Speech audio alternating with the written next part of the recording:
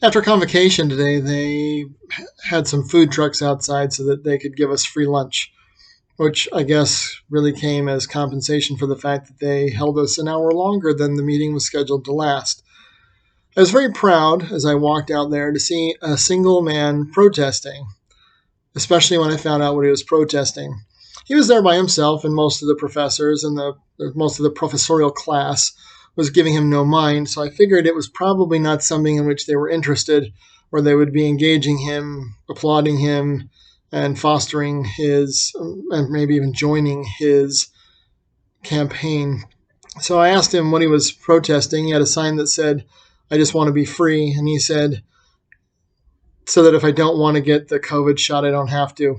The reason why this is even an issue is because the state of Nevada Board of Health has issued an order that after November 1, all students attending university or college in Nevada must have received a COVID vaccination and present that documentation. So this means that for the spring semester, they'll have to prove that they've been vaccinated.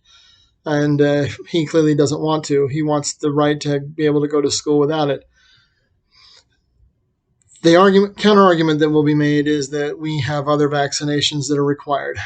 Maybe like me, you've had MMR and other vaccinations, diphtheria, etc. But he doesn't want to have to get it because they told us a year ago that it wasn't affecting college kids and shut the colleges down anyway. And now they're saying as a condition of coming to college, you have to get a vaccine. Personally, I'm not planning on getting it. And if I catch COVID, well, then I'll have to own that. And I think that's what he's asking the right to do, is to own the consequences of his own free will and choice and not do it because, as the department chair says, it would just be more convenient if we did it, or because people are trying to fearmonger you into getting it. There are plenty of people who take it for various reasons, some of which I totally understand, and there are people who decide they don't want it.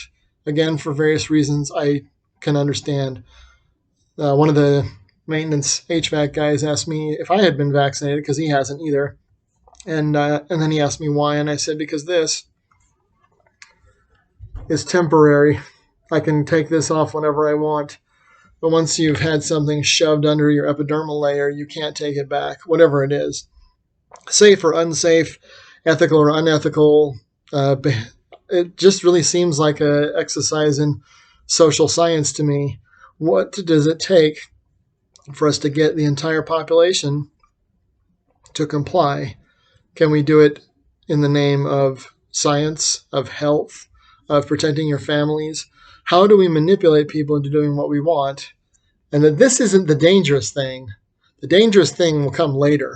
This is just to see what it will take to get us to comply. So I have to applaud that young man, who ironically was what we would call a person of color, for not towing the liberal parade and signing up and agreeing with them lock, stock, and barrel like they seem to presume all persons of color do with the Democrat Party mantra.